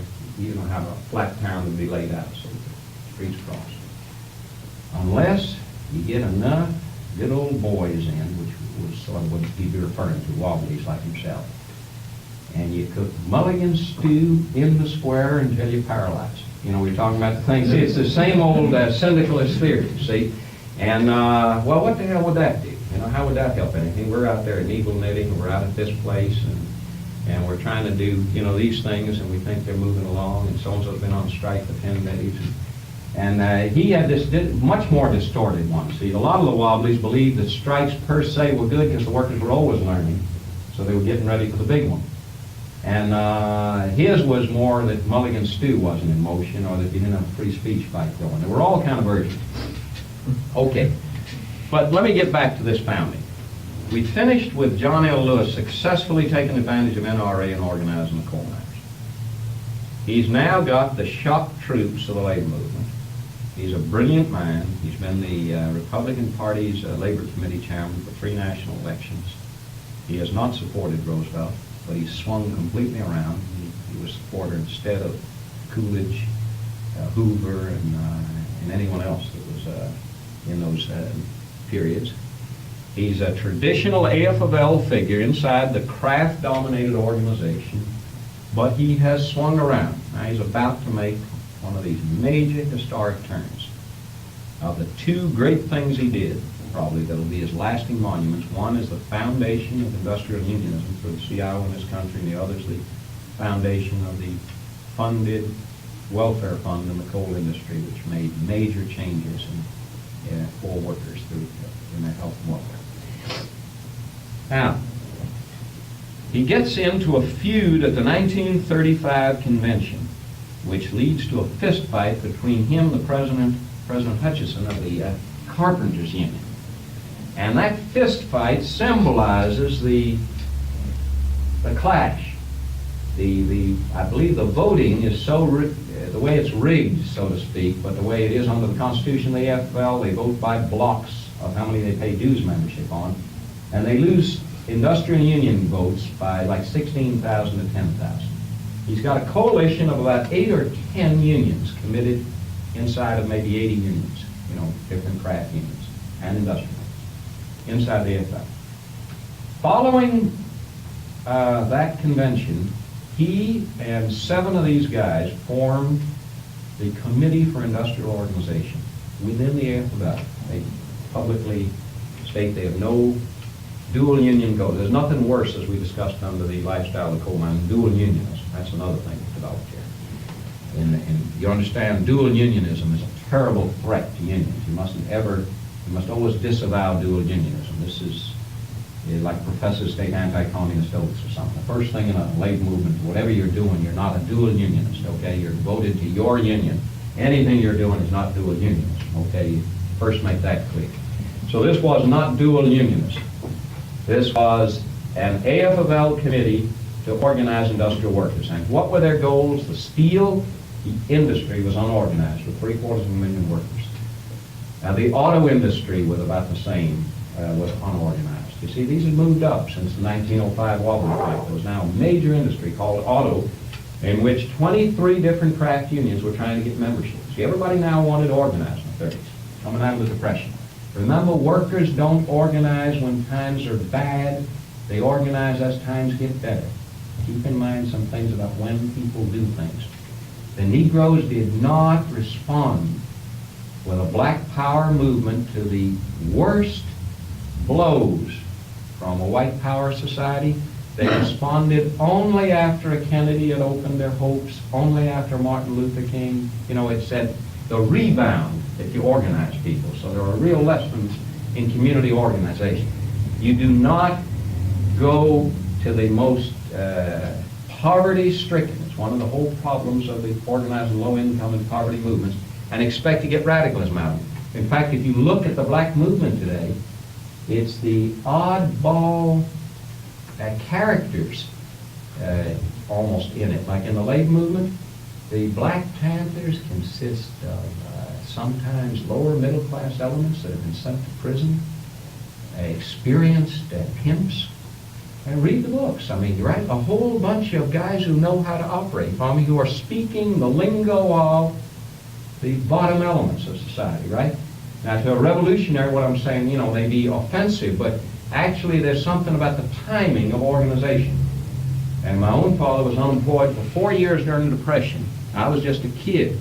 But I remember very clearly there's no mood of being ready to fight it out at the bottom. The fight only comes as you're coming up from the bottom, okay? What's the key? Huh? I think the key is expectations. Your aspirations and your expectations must be rising. When things are headed down to smash, you don't have the guts to And then if organize. we get a guaranteed minimum income, that might be the time to organize WRO more effectively. Why don't you continue this a minute, Dave? I've got to drop out a second. Yeah. Hope Biden's egos stand. How's that? Hope Biden's egos stand. I've heard this in sociology classes before, that when the hope was on the way up, then things would get more effective. Yeah, so maybe if we get national health insurance and a guaranteed annual income, then we can organize WRO a little more effectively. Maybe that's what we're gonna do. Hmm? Maybe that's why. Maybe that's why they don't get it.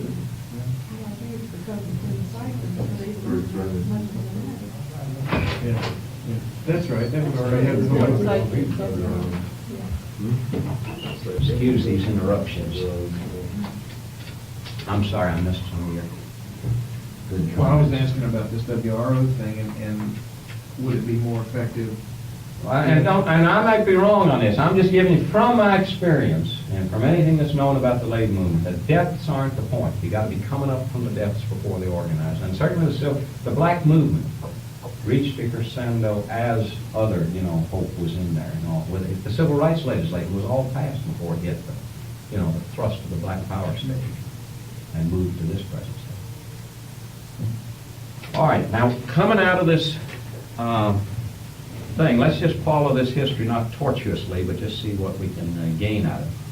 So they proclaimed their devotion to the AFL. They were going to make the AFL an organization capable now of organizing Ford and General Motors and Chrysler, capable of organizing U.S. Steel and Little Steel. And the old craft unions couldn't do it. Okay, we're going to help you. How did they proceed to do this? This consisted, Lewis, I mentioned Hillman, a number of the other guys. Can't think of the name of the guy that headed the typographic union, Howard, a very decent progressive head of a craft union. Well, the key unions to watch now are steel and auto. Everything else is secondary. They formed a Steel Workers Organizing Committee, SWOC. That was what they signed the people up on the cards. They formed the United Automobile Workers. Now, why did they form a union in one case, you follow me, and the other was because you had to run around an old existing thing called the Amalgamated Association of Tin, Iron, and Steelworkers or something, which, they didn't want it, the people regarded it as a disaster. I mean, they paid dues to it and it flopped, One of the big problems in organizing people, you're going to hit it in poverty people, repeatedly in the South, as you tried to organize, were the tragic stories of the old efforts that failed. I mean, in the 1930s, people would tell you that they formed a union in Kannapolis in 1902. They paid their dues, and got fired. They formed one in 1904. The secretary ran away with the treasury in 1914. The treasurer stole the treasury in 1924. They had 3 thinks in the organization, got everybody fired in 1928. And this is repeated because you didn't have the Civil War atmosphere in coal of class consciousness. In Appalachia that kept them more linked together, you had the distrust of all these failures. They didn't have a consistent feeling that they could ever do it successfully, so that very often you had to use a lot of devices. Now, one of the organizing devices, and I think it applies somewhat considering income levels, since people on welfare are very often, relative to what things cost today, making much more money than the employed person was, relative to what things cost then, or probably relative to other things in society, was the fight amongst organizers as to what to charge. This was a repeated fight. So would you charge nothing? Or did you go in and just sign them up because they were arguing this way? Or then you can see how it's an old, out of all these kind of fights. Or do you always make them put a buck on the line? They put their money where their mouth is, so they'll come to the meetings, they got a buck in the organization now to come to. And I've been in 2,000 of those, where you're constantly arguing. Now, you had no argument whether in an organizing drive the line was laid down for you, but very often it was thrown out into the field. You make the judgment in the place, and and then it became a democratic decision. Amongst everything was either rank and file organizers without a full-time organizer, trying to make these decisions, or other things. Now, the first union, Steelworkers, UAW, and then in the South, the biggest drive was TWOC, Textile Workers Organizing Committee. Again, because the old United Textile Workers was a framework of unpopularity.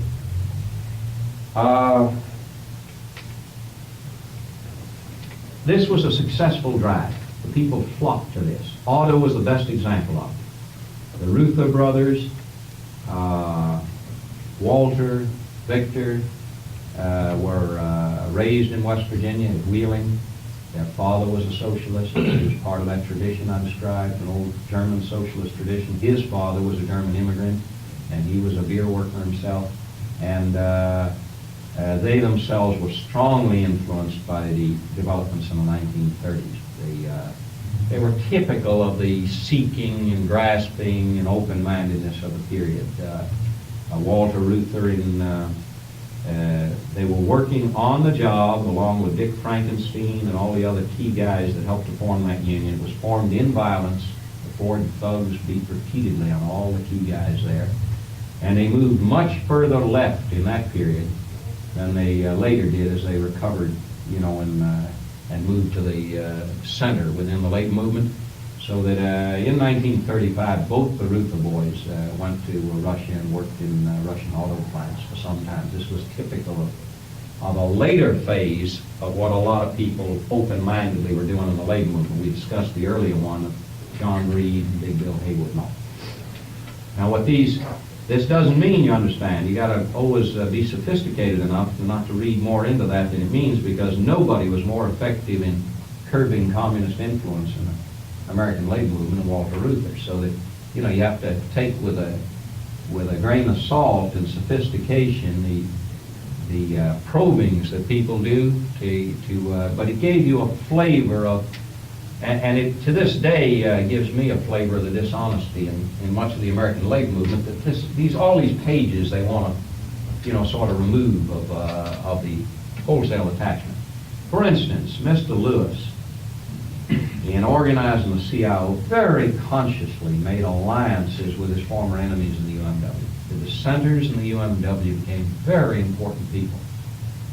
I believe any honest person would say that John Brophy defeated John L. Lewis in any honest account in the 1920s running for president of the Union, but he was exiled out of the Union. He was run out of the Union. Powers Hapgood was run out of the Union. They were all brought back into the CIO. John Brophy did the distinguished position of Director of Industrial Union Councils, which meant the councils that were formed in each area. It meant he sort of was the director over, you know, all the federated organizations. Powers Hapgood, all those kind of dissenters, and we called every name in the book. And Lewis was as good a red baiter as walked in the 20s. You know, they were everything from radicals to socialists to communists. He deliberately understood that communists and socialists generally were good organizers, and were open invitations and alliances all during the 30s. And most of the union organizing that went on couldn't have gone on without this, because you've got to remember that a generation like yours has been so influenced by the red baiting of the 50s that there's almost a distortion of what you were talking about. You follow me? Almost no worker who became and they were becoming more communist than socialist by the 1930s, because the Socialist Party was more drying up into Norman Thomas wasn't quite aging, but, you know, more into a political organization where the communist was making more of a direct appeal to blacks or to workers, you know. That in that period, it's important for your social understanding to simply understand this had very little to do with basic understanding of Marx, and least of all to do with, you know, Russian foreign policy or anything. It had to do with the bread and butter of the things we talked about in Cole.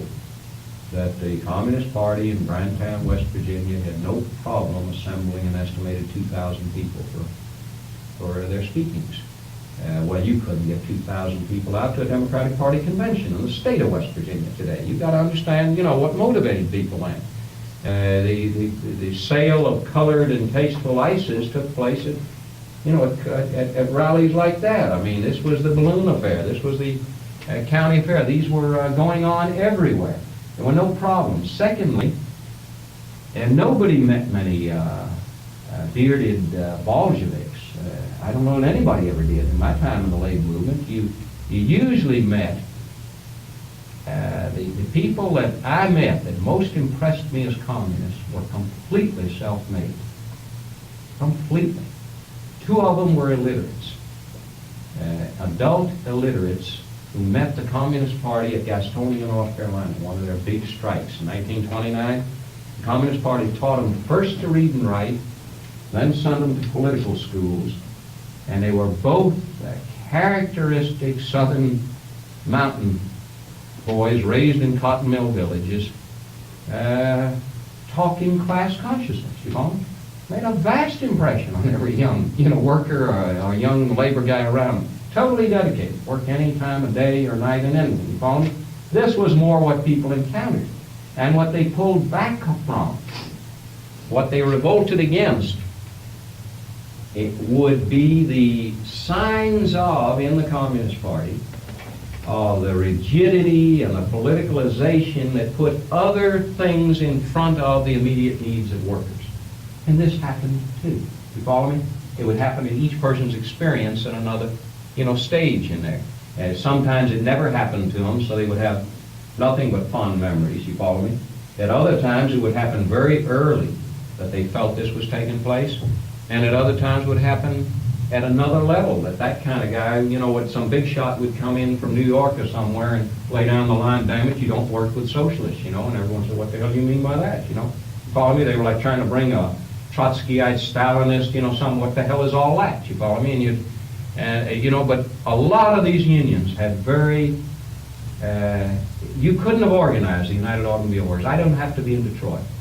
I don't have to do anything. Just to live in the labor movement of that time without having been thoroughly political. You follow me? The workers were not apolitical like they are today. And if I overdo the point, it's to impress you with this, because this is what's lost. And this is the dishonesty I find in a large part of the labor movement. I mean, knowing Walter Reuther in later life, this is the things nobody wanted to talk about. It became like verboten, you follow me, to discuss the way it began, you see, and to discuss why he was so bright. It wasn't because he was redheaded. It wasn't a bit because he was a redheaded, you know, a guy from Wheeling. It was because there is an education in that experience that a man's dishonest to deny, you follow me?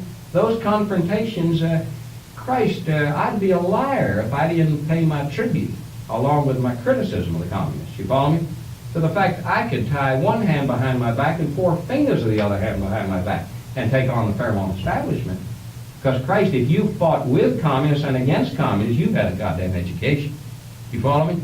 And you don't get that on the American scene today. That's what's missing, and that they don't want to talk about. You see what I mean? That they're intelligent opponents. They're not clerk level, you know, idiots. There's nothing I'd rather, you know, counter than this level of intelligence that's self-made, and that is not, seldom did you meet any of the people I read about in the novels. You follow me? Some character. There were student elements who showed up, like they do today.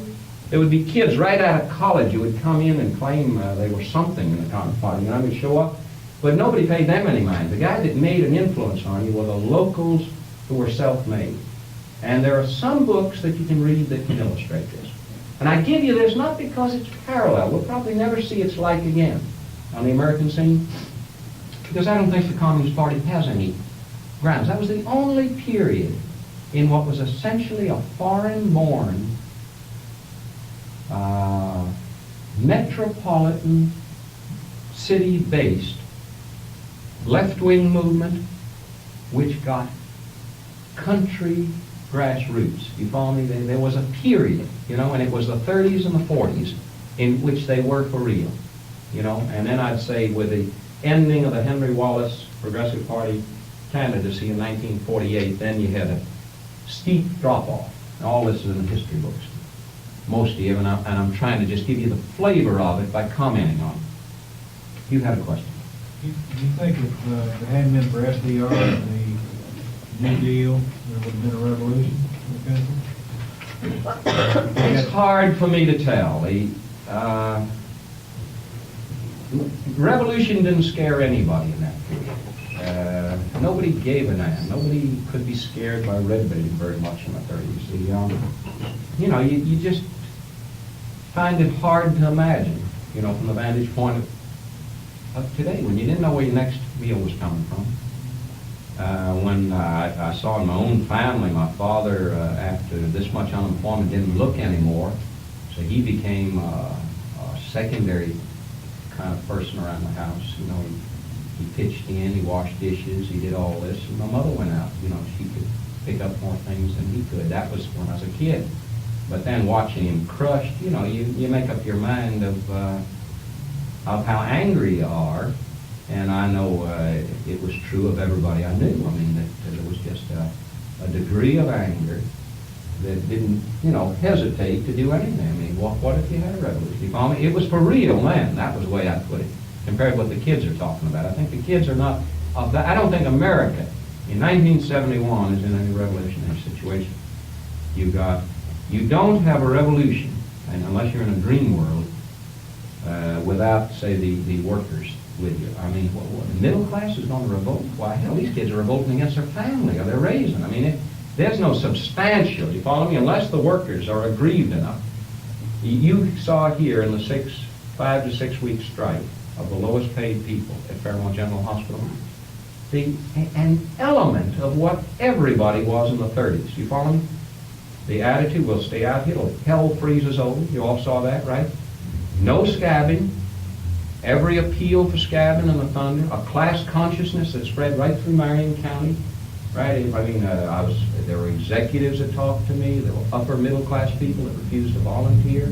There were men that told me they had institutional experience in running kitchens that were called in. They said, I ain't going to help those guys. God damn it, I ain't even talking to those people. I'd go out and bail them up, because what the hell are housewives in an institutional cooking center? And a housewife cooks from 2 to 6 people. What's that got to do with handling 20-gallon kettles? You have to be a person used to, this type of cooking. And volunteers aren't worth a goddamn, And you got an element of this, you follow me? The willingness of white workers to accept black workers, help from black workers, every element of their radicalization, so to speak. In other words, if that had continued much longer, imagine for a moment they decided to freeze them out there, not give them an offer for 10 more weeks. There wouldn't be much problem in that group. That's somebody approaching them with a very radical solution, right? As to what to do with this. I mean, I think we ought to blow up Ayers Home, huh? I mean, what the hell? This was as normal. I've never been in a strike situation that this didn't become on the agenda. I mean, again, the labor leaders don't want to talk about it, but why must we imagine that Black Panthers think of this, but ordinary people don't, you follow me? And that's why I want to get to the other part of the thing I said I'd get to, the responsibility, and then I'll finish. The most bloody, disastrous experiences I've ever had, and I want to be negative for a minute, the ones that I suppose age you or scare you, and I'm not talking about just fearsome ones, ones that make you grow up rapidly, were where you lose strikes and you're responsible. So you're no longer part of the democracy. You really now have been sent out as the organizer. And you really believe you got a majority. See? And the majority wants a strike, and you take them out on strike. And you consult in whatever ways you're ordered to consult. You get in touch with the international, you get it approved, and they've got justified grievances and so forth. And until maybe this is what happens to young West Point officers, like, losing 30, 40 men. Unless you watch your people get bloodied up a few times, you follow me, you can stay a wild radical. You see what I'm getting at? But when there were a number of times this happened to me. Your victories are what you remember, and what everyone talks about. The tremendous black-white unity you create in vicious Ku Klux towns. The tremendous organizing you achieve in places that nobody else has been able to organize. All the tactical things, but nothing equals these kind of defeats that are about people. Because you've gotten very close to them. Now let's say in one situation where through my own inexperience in tactics, a strike was lost, and I should have known it after, say, 2.5 weeks. Instead of talking to people, using my influence to talk them back in, it's a terrible thing to do. See, their spirit's still up. They're holding the picket line, but they're being scabbed. See, out here you aren't watching scabbing. Every morning, you see, you're starting to get the Civil War. A brother of a picket captain, see, goes in scabbing now. Follow me? You're now getting the Civil War aspects. They're going back in. Not only that, the company announces they're going to replace everybody out starting next Monday morning. That's a declaration of Civil War. Anyone they can hire, they're going to bring in scabs and say 45, 50 state troopers arrive. So you were in a Union town. No policemen bothered these 4 picket stations, right? And in the South, you were in an exposed flank. See, I'm giving you a distorted picture of things, but all my experience was, in the periphery, in rural areas, and south of the Mason-Dixon line, where you were not in the. You follow me? The strength of the International didn't help you a goddamn bit, whether you were United Mine Workers or, a CIO or textile. They could be strong somewhere else. You read the journal. Geez, it cheered you up. They won another 20 cents an hour, and you couldn't get 2 cents an hour down where you were, That in these settings, this makes your people more militant, you follow me? This is a declaration of war. We're going to replace you next Monday. They've invested everything they've got in this thing, see? And damn it, they ain't going to allow any more scabs, right? And what you're sitting through is the discussions of how they're going to bring it to a halt. You know, how they're going to drop sugar in every gas tank here, how they're going to sneak in here, how they're going to set out tax, you know, the motion towards dynamite, the motion towards shooting, and you're talking them out of it, and you're talking them into, you know, continuing to be peaceful and to hold the line and so forth. But what you really need to do when you're more experienced, at a point when it's lost, and it's a hard military-like decision, you know, have you lost or won a military battle? Is this the breaking point? You're over it. Is looking back, you have the vantage point to know you lost it by that Wednesday, okay? When that key striker turned scab, and when that picket captain's brother went in, the show was over. It's easy to see that a month later. But what happens to you is you get swept away with the militancy. You call them in the courthouse to deal with it, and everybody's speaking of the militants. And you're still young. You know, you're not evaluating people yet. You know, you're not evaluating that the older heads and the calmer heads are quiet. And they get their majority, okay? And you can't stand up to it, or you don't care to stand up to it, or you're swept away with it. Or you contribute to it, which I did when I was still young. And my experiences started at 18, rank and file, and I was an organizer by the time I was 21. And I had a vast experience for which I'm grateful, because I was thrown into a setting when I was very young, so that people today, some district union leaders hardly know Mr. Lewis, and I would be swept into meetings where I was, you know, with him. I mean, his style of oratory, and Luther and these people influenced you a great deal.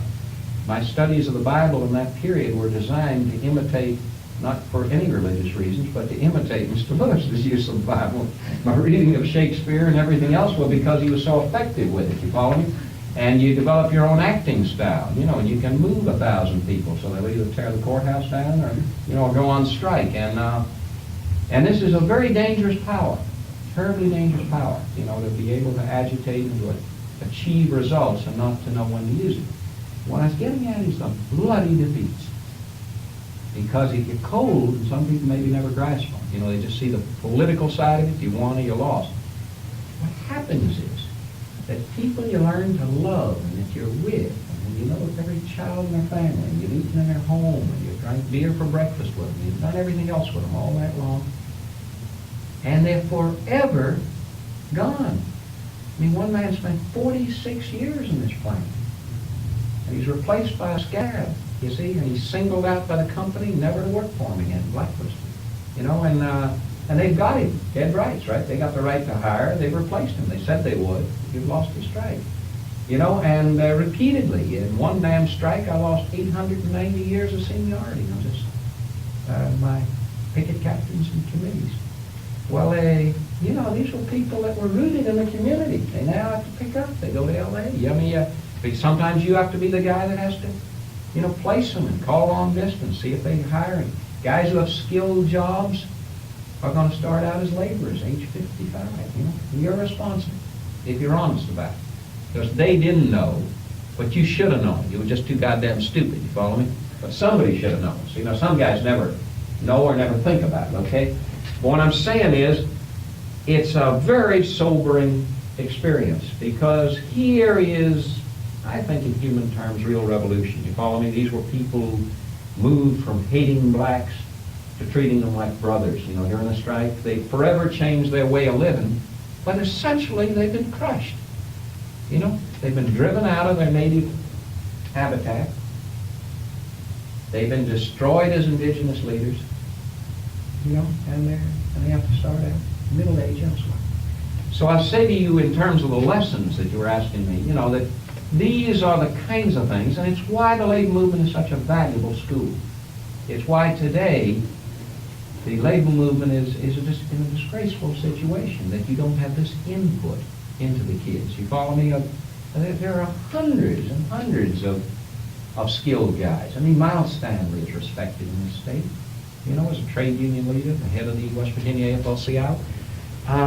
But essentially, you don't have this. Essentially, you don't have this dialogue going on. You know, there were a lot of very skilled guys who went through a hell of a lot, you know, share what they went through so that you can have a continuing thing that It doesn't moderate the kids. I think it makes them more effective, hopefully. It doesn't take away their idealism or the thrust. They want to defeat the establishment. The question is, how do you defeat it? How do you get something off the table for the people? How do you achieve any of these things that ought to be achieved? I'm as opposed to most of these establishments, I think, as they are. The principal thing is how do you go about it? And strategy, number one, I think sometimes they're strategic. Their overall goals and objectives are off. And then more importantly, we see it in tactics. Even if they have the correct strategy, their tactics are horrible. And then sometimes the question is, even on an issue of ecology, like the stripping issue, in which I could move the discussion to a very controversial level, but I just want to indicate the way to think it through is whether you want to set up as a straw man the abolition issue in order to achieve the more practical, achievable issue of so harassing the industry that you'll get it done in the next few years and get them, out of it by stringent enforcement, by higher per acre costs, by this, that, and the other. And finally, even there, I think, where you're supposed to have sophisticated guys moving, there's neither dialogue nor practicality. And some of you know, I regard, unfortunately, the people around Rockefeller as not giving very good input. In other words, as to how you win. It ain't going to be enough to keep, I've raised this issue in the legislature and lost. Anybody could have sat down ahead of time and decided how to neutralize the UMW. It wasn't that difficult. But if you don't recognize their trade union position, you follow me? That if they got 7,000 members in this industry, then you accept the fact that they're not going to leave this goddamn fight, right? And you try to get them neutralized in such a way as to be effective, how to deal with legislation. But instead we're dealing on issue after issue in which it's been infected. And I found this, it's unfortunately true. I think the tactics of confrontation, which have so much to be studied and to be understood, very often all there is to it. I mean, they understand just that much without knowing where they want to come out at the next stage, right? In other words, the principal issue in this strike, some of you, were in long discussions with me, was that those workers not be defeated. That's all. Okay? The issue is not whether they got $2 an hour. That's their goal, was to get it up to $2 an hour minimum wage. They didn't get it. But they didn't get defeated either. They forced the board, the arrogant country club board, after 5 weeks of unity on their part, like an old-fashioned 1930s unity with the community and unity of their own, to so amend the offer that it was acceptable. Why did that happen? I think their unity essentially and the community support. I think the board of that hospital was without any support from the community. But that doesn't happen very often. Well, does this mean that they had enough generally accepted moral principle on their side? They were on the right side in the sense of what's fair. That's one point. Well, that's one one point, Helen. The other point was that the prior issues raised in this community had, before the strike, had already painted this narrow board of directors into a corner. But they were slow to realize it, you follow me, that there was already such hostility to a city-owned hospital being in the hands of 7 businessmen, all of whom belonged to one country club. So the board has been discredited. It was discredited, and it was simply showing its arrogance in this strike. This strike could have been settled on the way it was settled within 24 hours. I mean, I think anyone on either side, any experienced management or labor guy with any experience that I've ever met would have just looked at these issues and said, all you got to do is amend that offer, because they're only asking for $2 an hour. Put some of the 72 and 73 money into 71. I said that to some of you, if they'd take that right off the bat. I never talked to them, and I'd know that, you know what I mean? Hell, I talked to the management of the hospital, and they took an arrogant position. That's the last offer, that's it. They should settle this in conference room around the table before it ever wound up that Should way. never have been a strike. No. In fact, I felt, and you interviewed many of those strikers, wasn't the principal issue on their minds the arrogance? They don't talk to us, that type of statement. They're such haughty people that run the hospital, they're above us. See, these were not the nurses, these were not the technicians, these were not the office secretaries. These were the most inarticulate, lowest paid people regarded as the dregs of the community originally when they were hired. People who were misfits for industry. The women workers? Yeah, that type of person, because they paid them 50 cents an hour up till recently, you see, and so forth. Therefore, there was an obligation on the part of the educated people to communicate with them. I mean, this idea that because they're stupid and don't know how to come back, and we demand $2 an hour, well, what's your college education for? You know, what's your position of power for, except to, again, reach out a hand, you know, how to talk to people like that. Remember, the committee had already accepted the offer. It was rejected by the membership. So they already had forces inside the union that would accept an amended offer. I mean, one more thing it reveals. You want to add one more factor? There's no management over there. As modern management is understood in medical care or in anything else, you know, there's no management. It's not management. Management has some obligations, too, to just grasp what it takes in personnel. Mismanaged. Yeah, it's a no system like in medical care, you know what I mean? Didn't they sell for a week's vacation and a 32-cent raise per hour? Isn't that what it was? Well, we don't know the details. I only feel this. This is what the news has been saying, but I don't know if it's correct. Well, my feeling is that they took the original offer so amended as to put part of the money of the second and third year into the first, and a few other things that were inconsequential. So that essentially, you follow me? This is just a juggling, just a juggling of an offer. It costs the company a little more, but then they delay paying the money later. So that in essence, they could almost speak of inconsequential additional costs. Was it worth a 5-week strike? When they pass them all those costs right on to Blue Cross, the insurance companies, the UMW, and the paying patients. I mean, all they get passed on now is the additional maybe $100,000 that the strike cost. That'll have to be costed into this year's cost. The strike cost money because they had lowered income for 5 weeks while they had all the high-paid people, all the nurses' technicians' salaries continued, all the executive salaries continued, all the overhead continued. Interest payments, depreciation, you know, everything. So that all they did was drop their income in half, and that has to be picked up by somebody. I mean, it's just, no industry wants a strike as long as you can get out of the box. They had a chance to get out of the box. This wasn't difficult at all. I wonder if that'll show up in the itemized financial report. I doubt it. I want to ask you one more question. Something you mentioned earlier about Nixon's wage freeze thing, and you showed on the board. How do you feel about wage and price controls in terms of inflation? Would you be in favor of that type of action if the president would do that? It's hard to say what I'm in favor of it so much as that I think they're acceptable in a framework for exceptions for poverty people, for exceptions for low pay. You know, I mean, you can't. The World War II, the reason we have so many fringe benefits today is that the bargaining in World War II took place within a price control, OPA price control and wage freeze setting in which decent, humane, liberal people were in charge of war labor boards and other groups that could make exceptions. So that repeatedly, before I went into service, we could appear before war labor boards in the South and be given, if we could get equalized, I remember, for Southern workers with Northern workers. That was an exception. We could prove that we weren't being paid, at a level in the South or the North. They'd make an exception and grant it for it. They'd find, and that's where the thrust came to fringe benefits. Fringe benefits weren't mentioned, so he constantly bargained out some fringe benefits. That's where it all got started, was in that wage-free situation. The main thing is to have exceptions. I think everyone knows what you're trying to achieve otherwise, is that the workers are barely on a treadmill keeping up, by seeking these wages with what the prices have done to them.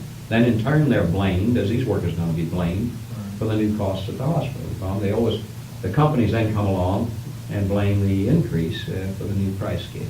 I had several people in the community say to me that they had sympathy for these people, these union people, because they were, in a sense, fighting the same battles that were fought in the 30s, 40s, the low pay type, but they didn't have much sympathy for the unions across the board because they were growing fat, they were feeding the inflationary spiral.